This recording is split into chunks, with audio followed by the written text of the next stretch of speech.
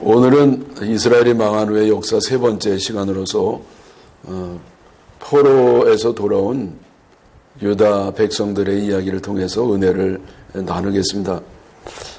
기원전 538년에 중근동 지방에서는 세계 역사의 중요한 사건으로 기록될 만한 사건이 일어났습니다. 그것은 다른 것이 아니고 바벨론을 정복했던 바사의 고레스 왕이 전쟁 포로들을 다 해방시켜 주겠다고 하는 칙령을 발표한 것이었습니다. 그래서 이 전쟁 포로들을 대하는 각국의 방식들이 달랐는데요. 이 아수르는요, 그 전쟁 포로를 여러 나라에 흩어뜨리는 그런 정책을 썼습니다. 그리고 이제 바벨론은 그 전쟁 포로 가운데에 좀 쓸만한 사람들을 자국으로 데려가는 그런 정책을 썼고요. 그리고 이 바사의 고레스 왕은 이제는 그 전쟁 포로들을 다 돌려보내는 그런 정책을 썼습니다. 그래서 이 바사의 고레스 왕은요, 그 이름처럼 고래같이 넓은 마음을 가지고 포로들을 다 돌려주는 그런 정책을 썼던 것이었습니다. 이것은 이 포로민들을 위해서라기보다도 그렇게 하는 것이 좀 점령했던 나라들을 섭정하는데 더 이익이 되고 효과적이라고 생각했기 때문이었습니다. 여러분, 세상에 공짜는 없습니다. 복음 말고는 공짜가 다 없는 것이죠. 유대인들이 이제 귀환할 때요, 저들이 끌려갈 때와 마찬가지로 몇 번에 걸쳐서 이제 귀환을 했습니다. 그 중에 첫 번째 귀향은 기원전 537년, 그러니까 칙령 발표한 지 1년 후에 즉시로 실행이 되었습니다. 그때 그 책임자가 누구냐면은 세스 바살이라고 하는 사람이었습니다. 그는 돌아와가지고 그 귀향민과 또 잔류했던 사람들과 함께 무엇을 했느냐, 성전을 재건하는 그 귀한 일을 시작을 했습니다. 그런데 이것은요, 그렇게 초기에는 성공적이지 못했습니다. 왜냐하면 주변 나라의 반대가 워낙 심해가지고 그것이 점점 지연이 되었기 때문입니다. 참 돌아왔을 때 제일 처음 하는 것은요, 자기네들이 살 집을 이렇게 터전을 마련하는 것이 그것이 우선일 겁니다. 그러나 이들이 우선적으로 한 것은 하나님의 일을 하는 거였어요. 그 정도로 이들은 참 이 당시에 믿음이 좋았습니다. 역경은 믿음을 자꾸 이제 만들어내죠. 그래서 언제 믿음이 생기고 자라느냐? 역경 때예요. 근데 풍요 속에서는 믿음의 위기가 옵니다. 그래서 이들이 그렇게 성전을 재건하려고 애를 썼지만은 말씀드린 것처럼 방해에 걸려가지고 번번이 진전이 되지를 못했습니다. 여러분이 하나님이 기뻐하는 일을 하면요, 모든 게 이제 좋은 일만 있을 것 같잖아요. 근데 그렇지 않습니다. 하나님이 역사하면은요, 꼭 옆에서 역사하는 게 있어요. 마귀 역사죠. 이게 빛이 비치면 그림자가 생기는 것과 마찬가지로 하나님의 은혜 빛이 비치는 곳에는 마귀가 역사해가지고요, 방해를 하게 됩니다. 그래서 우리가요, 하나님이라는데도 그 어려움이 겹칠 때 왜 이러냐, 그렇게 생각할 거 없어요. 그거는요, 하나의 영적인 원리니까 그걸 잘 준비하고 대비하면 될 것입니다. 한편이요, 저 바벨론 쪽에 가보면, 물론 이때는 이 바사의 점령지로 바뀌었죠. 그게 이제 바사 나라가 됐어요. 근데 여기에 역시 이제 잔류한 사람들이 꽤 있었습니다. 유대인들이 이 해방되기를 얼마나 학수고대했습니까? 근데 막상 이제 해방이 되니까 거기에 남아있는 사람이 또 이렇게 있는 겁니다. 그 남아있는 사람이 왜 남아있느냐? 두 가지 이유가 있습니다. 하나는 뭐냐면은 경제적인 이유인데, 그때 그곳에서 이제 삶의 기반을 마련한 사람들이 있었습니다. 이런 사람들은요, 고민이 됐죠. 왜? 저 고국에 돌아가면 아직도 피폐해진 상황 가운데 있는데, 여기 이 바벨론, 이 바사에서는요, 그냥 뭐 그런 대로 아쉽지 않게 살아갈 수 있는데 저 이제 자기 고고로 들어가면은요, 저는 뭐 저 불안한 미래, 알 수 없는 미래에 기대 가지고 생 고생을 할 가능성이 높았습니다. 그래서 이제 남아 있는 사람이 있었고요. 또 하나는요, 귀양민들을 대하는 잔류인들, 남아 있던 사람들의 태도였어요. 자, 여러분 어떻게 했어요? 그 잔류인들이 귀양민들을 환영했겠습니까? 반대했겠습니까? 반대하죠. 왜냐하면 지금 살고 있는 집, 또 뭐 농사 터전이라든지 이런 것들이요, 다 저 귀양 갔던 그 사람들 거였어요. 그래서 바사, 바벨론 왕이 줬던 거거든요.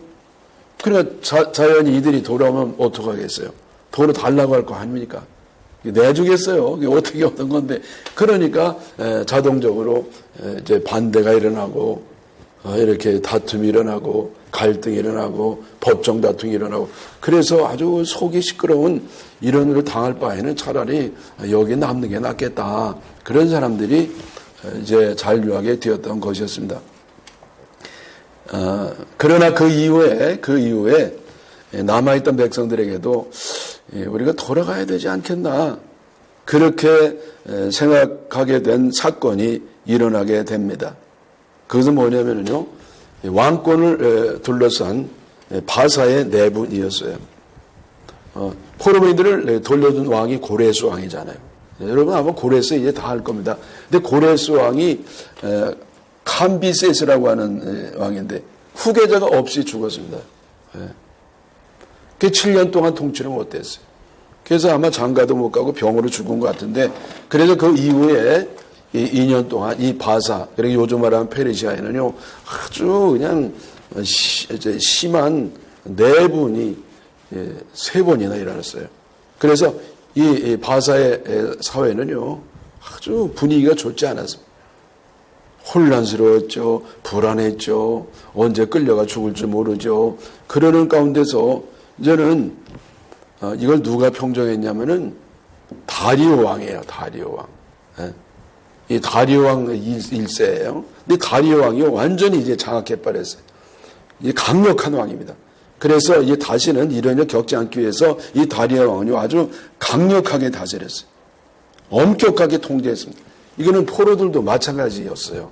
그래서 이 포로들은요, 더 이상 과거와 같은 편안하고 또 자유스러운 그런 삶을 살 수가 없었습니다. 그래서 이들은 귀향을 생각하게 된 겁니다. 아이고, 이제 우리도 이제 바벨론에서 더 못 살겠다. 아무래도 뭐 우리 고국으로 돌아가야 되겠다. 그렇게 생각하기 시작했고, 점점 귀향을 결심하는 사람들이 많아졌습니다. 때마침 이 바사의 아닥사스다 왕은요, 수르바벨을 이제 귀향민의 감독관으로 임명하고요. 이제 유대에 돌아가서는 내가 총독되어라. 그렇게 이제 임명하게 되었습니다. 이 수르바벨은요, 참 훌륭한 왕이었어요. 예. 그리고 민족주의적인 성향을 가졌고요. 왕이라기보다도 왕손이었죠. 여호야긴의 손자였습니다. 그리고 국민들이 그 백성들이요, 수르바벨을 굉장히 존경했어요. 좋아하고, 그리고 대제사장도 되고 그랬거든요. 그래서 이 수르바벨이 이제 다시 한번 이제 2차 귀환의 책임자가 됐습니다. 1차는요 522년에 제가 말씀드린 것처럼 세우스 바살이잖아요. 근데 이 2차는요 수르바벨이 책임을 맡았습니다. 이게 이제 바로 기원전 522년이고요. 첫째 귀향은 537년. 18년 만에 제 2차 귀향이 됩니다. 이때요, 또 같이 올라간 유명한 사람이 있는데, 에스라예요, 에스라. 이때 에스라 나이가요, 한 100살 가까이 됐을 거예요. 왜냐하면 이제 귀향민으로 이제 포로로 끌려갈 때 끌려갔다가 올 때 이제 같이 또 귀향 70년 이상 산 사람이에요, 적어도. 그러니까 이 청년기 때 끌려갔다고 잡아도 적어도 한 20년 더 해보면은 적어도 90세 이상 100살 가까이 된 이런 사람이었고요. 학사 겸 제사장이었습니다.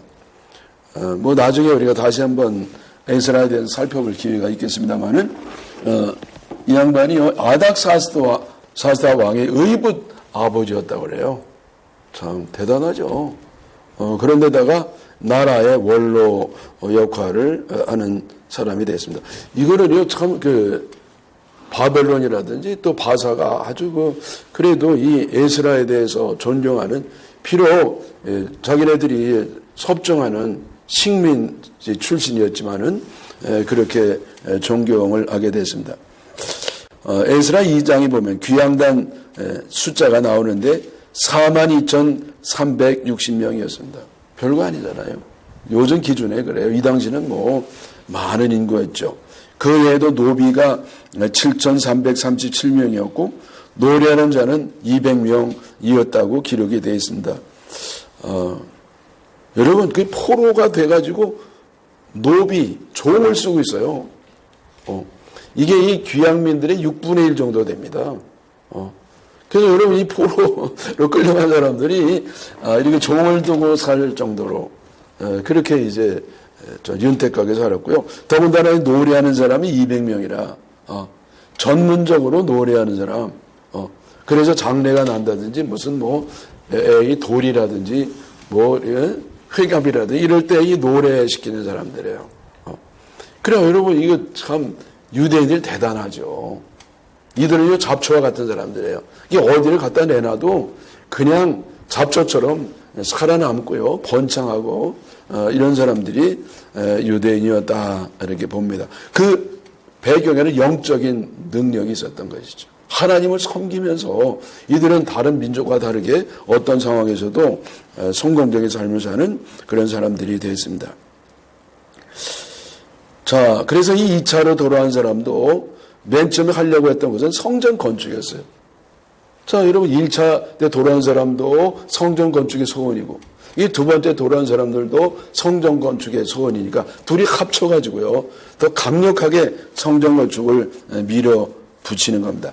그런데 여러분, 이때도 역시 장애물이 있어가지고 신전이 잘 안 됩니다. 그러나 이들은요, 합세해가지고 성전 건축을 밀어붙였습니다. 그래서 기원전 520년 12월 18일에 착공식을 하게 되었습니다.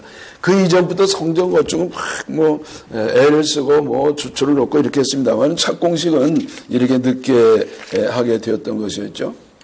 자, 그러면 여러분, 이 반대한 사람은 도대체 누구냐 말이야. 그 앞장서서 반대한 사람은 누구냐면 사마리아인들이었습니다. 사마리아인들. 왜 사마리아 사람들이 이렇게 반대했느냐? 이들은요, 자기들도 이제 성전 건축에 참여하게 되려고. 여러분, 이게 좋은 일인데 참여시켜주면 되잖아요. 근데 왜 반대했느냐 하면요, 반대했거든요. 두 가지 이유 때문에요.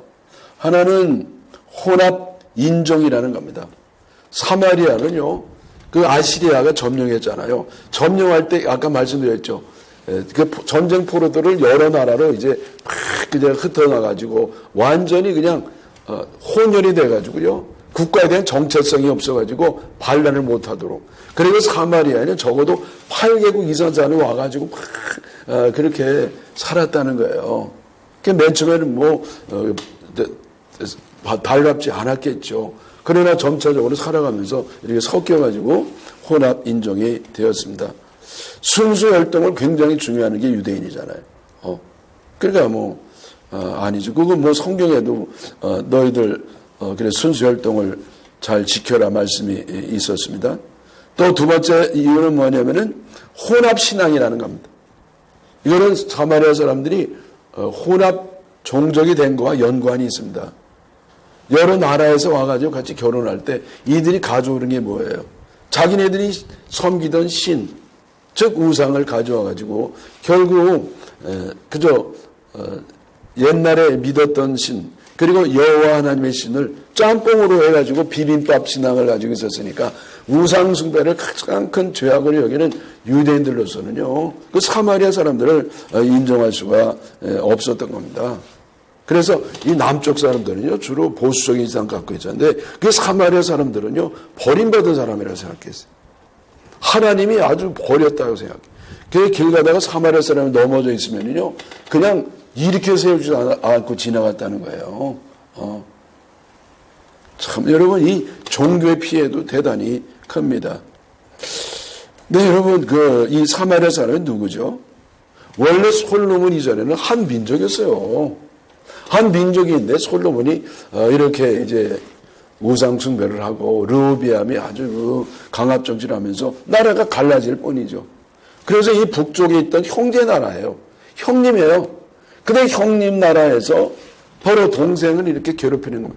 자기네를 빼놨다고.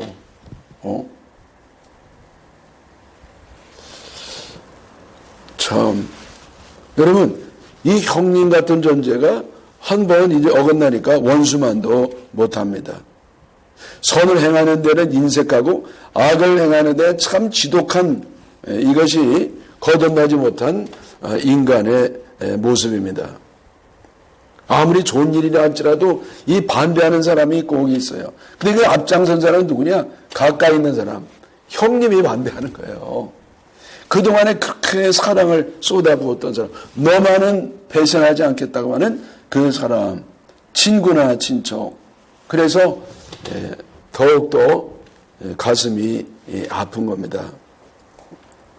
이 사마리아 사람들은요, 자신들의 제안이 거절당하자 대단히 분노했습니다. 그래서 이전보다 더 강력하게 실질적으로 꼼짝 못하게 반대를 합니다. 그래서 그 정책을 하나 썼는데 그게 뭐냐면은 그 바사의 그 고위급 그 관료들에게 뇌물을 주는 겁니다. 뇌물이 제일 센 거예요. 돈으로 입을 막아버리면 되거든요. 여러분 요즘에요, 이 가장 잘 통하는 게 이렇게 뇌물 쓰는 거예요, 뇌물. 그래서 지금 뭐 법적으로 참 이해가 안 되는 배후에는 뭐가 있느냐? 뇌물이 있는 겁니다. 뇌물이 있는 거예요. 예외가 없어요. 그래서 이들이요, 이 얼마나 뇌물을 썼냐면은 에스라 4장 5절에 보면은 사마리아 사람들이 고레스 왕부터 다리오 왕이 즉위하는 그 18년인데 이때까지 뇌물을 주면서 성전 건축을 못하게 했다는 겁니다. 그래서 이 뇌물을 받았으니까 이제 하지 마라 이렇게 이제 딱 이제 중단을 시켜 버렸습니다. 그 바사의 그 관료들에 의해서. 그래서 이 만약에 성전 건축하면 불법이 되는 거예요. 감옥에 가는 거야.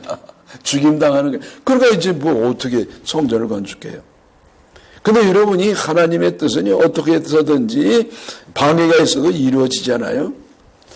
그래서 이때 성전 건축에 매듭을 푼 사람이 있는데 그것이 누구냐? 다뜨네라는 사람이에요. 다뜨네. 이 다뜨네는요, 바사 사람이에요. 유프라데스 강 서편 쪽에 에서 지중해까지 아주 넓은 지역을 다스리는 총독이었습니다. 이 밑에 바로 스룹바벨 총독이 있었던 것이었죠. 그래가지고 이 양반이요.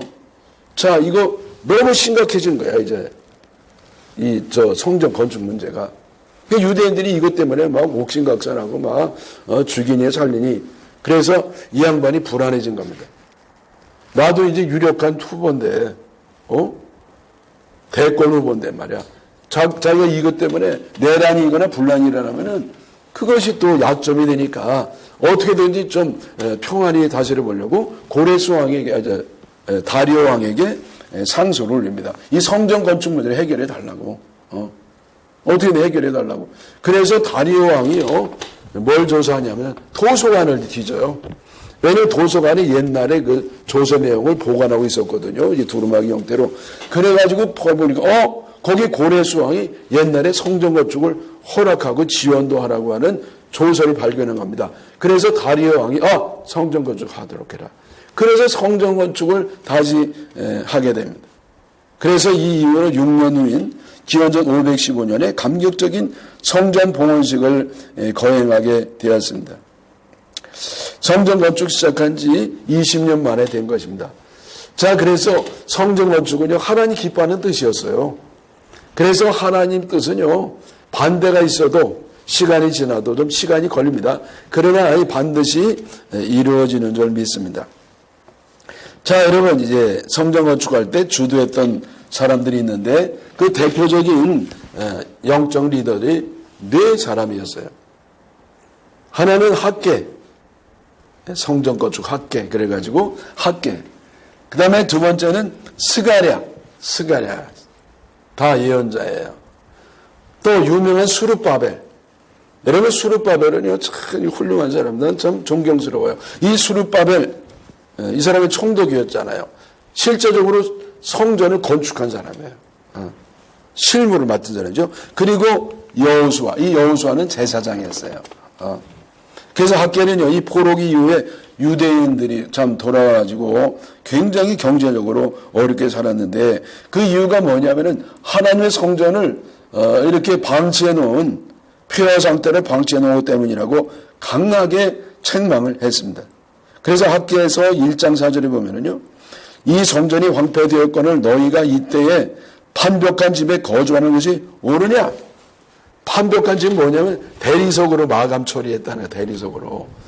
이 멋있는 대리석으로 말이죠.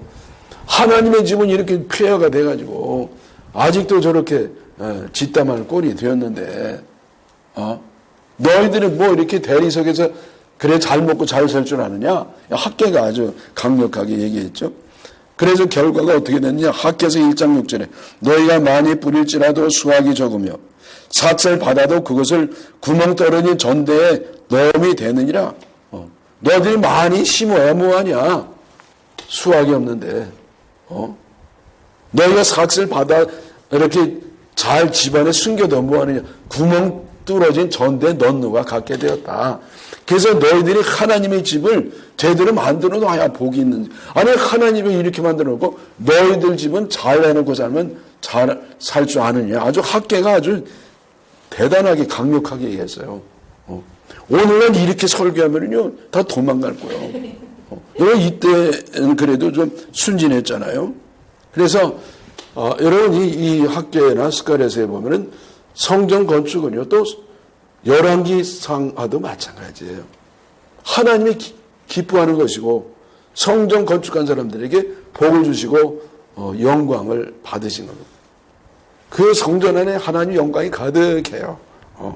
그래서 여러분 성전 건축에 괜히 이렇게 인색한 마음으로 반대하고 그런 일이 없길 바랍니다. 저도 가는 데마다 성전 건축했거든요. 성전 건축 그냥 돼요. 하여튼 그렇게 성전 건축한 은혜를 하나 주셨는데 어떤 사람은요 성전 건축하면 자기 손가락에 장을 지진대. 뭘 그렇게까지 해. 그 교회는 나갔죠 물론. 근데 성전은 잘 이루어졌어요. 한 번도 어려움이 있어서도 한 번도 그것 때문에 성전 건축이 안 된 적은 없었습니다. 그래서 이 양반 손가락에 장을 지지는 대신 숟가락으로 장을 퍼먹었겠죠. 자, 여러분, 그래 저는 이 성전 건축의 그 원칙이 하나 있었어요. 뭐냐면 너무 위압적으로 이렇게 아주 호화스럽게 그렇게 짓지 말고 좀 할 수 있는 데를 절약해서 소박하게 짓자. 그러나 적어도 나의 집보다는 좋게 짓자. 왜? 하나님의 집이 내 집보다 좋게 져야 되잖아요. 내 집보다 못 져가지고는 어떻게 잠을 제대로 잘 수 있겠냐고. 그래서 여러분 성전 건축에 긍정적인 마음을 갖기를 바랍니다. 자, 두 번째 제사장 출신 예언자 스가랴가 있죠.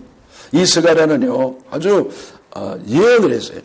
이 성전이 완공되면 하나님께서 세계 열방 가운데서 참된 하나님으로 우뚝 서게 될 것이다. 또 성전이 완공되면 하나님의 예루살렘에 다시 돌아올 것이고 하나님의 영광이 예루살렘의 성도들을 보호해 주실 것이라고 예언을 했습니다. 하여튼 여러분 하나님의 성전이 지어지면은요 역사가 달라져요. 역사가 더 중요한 건 뭐예요? 마음의 성전이에요. 내 마음의 성전을 짓지 않으면 하나님의 성전이 아무리 세워져도 소용이 없어요. 자, 그 다음에 세 번째는 수룹바벨, 이제 말씀드렸죠. 여호야긴 왕의 손자, 왕족 출신이었고, 대제사장이었습니다. 그래서 귀향민을 이끌고 돌아왔고, 솔로몬 성전이 있던 예루살렘 성전산에 돌아오자마자 제단을 쌓았어요. 그리고 성전 건축을 실제로 시행을 했습니다.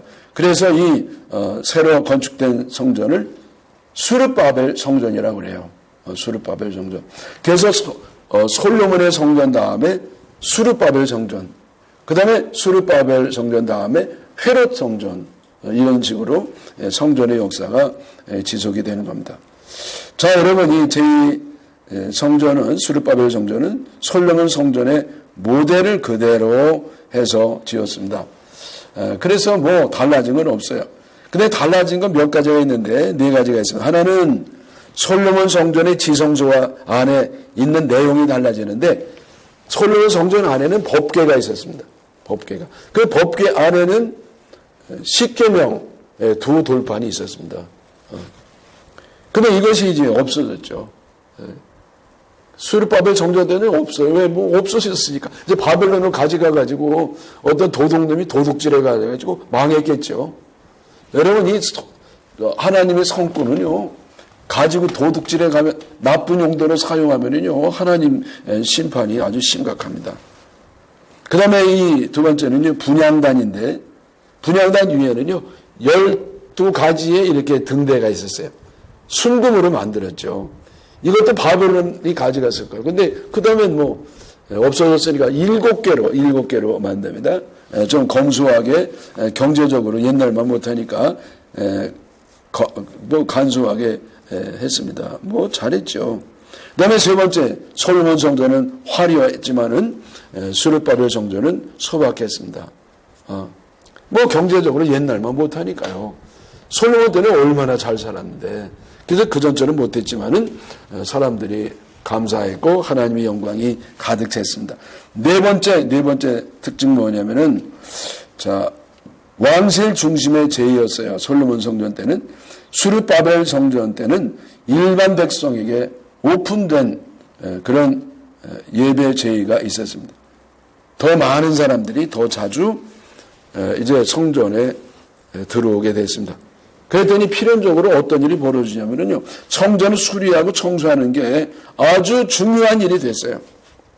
성전 청결이 아주 중요한 일이 됐어요. 이걸 정기적으로 아주 이걸 했습니다. 아주 굉장히 중요한 일이 됐어요. 수전절이라고 그래요. 성전을 청소하고 수리하고 해마다 이 절기로 지켰습니다.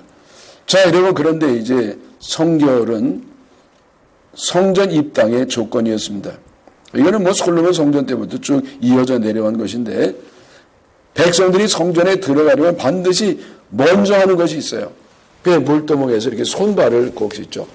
요즘도 그래요. 저 이슬람 계통 같은데 가면에 다 손발을 먼저 써요.